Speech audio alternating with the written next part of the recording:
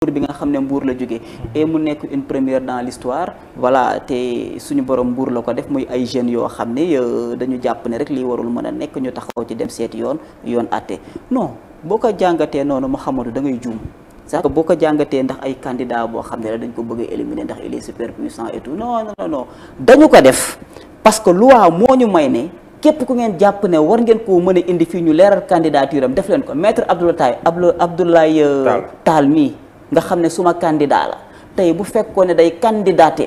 te fonction bi muy exercer yoon mayu ko mu forcé ne dafay jiite man dama koy yóbbu ci yoon ne ko maître kaay même maître Abdoulaye Tall ñi ko Pastef tabbee pour d'abord mu nekk candidat à la candidature amoon na coow bu si juddu woon ba mu def recours ak nangam foofu noonu sax ba nit ci naan dafa am un manque de démocratie au niveau de Pastef est-ce que tamit loolu tëkk yooyu ñuy gis du nekkul moom mooy répercuté wu de manière beaucoup plus générale si élection yi ngeen war a dem maanaam à chaque fois ñu dem recours nangam mu am gis ak yooyu waaw mais Mahamadou loolu nga wax déjà au niveau interne du parti déjà nañ ko rafetlu muy lu extraordinaire une démocratie interne ci parti politique yi nga xam ne du amul Sénégal li fi am mooy da ngay am benn leader mooy fay siège bi moom mooy jënd chaise yi moom mooy joxe car yi mooy joxe t-shirt yi te leader boobu généralement day jaar ci nguur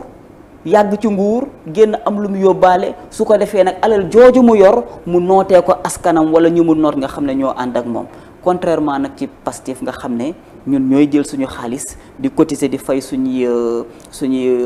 permanence ñooy fay suñuy chaise te amul benn militant boo xam ne da ngay déplacé wu ñu jox la ñaar dërëm amul yow militant bi yaay jël say moyen bopp di def ci parti bi yow yaay jël say moyen bopp di dimbali ñi nga xam ne yéen a bokk ci parti bi pour ngeen mën a réussir seen objectif tu vois un peu donc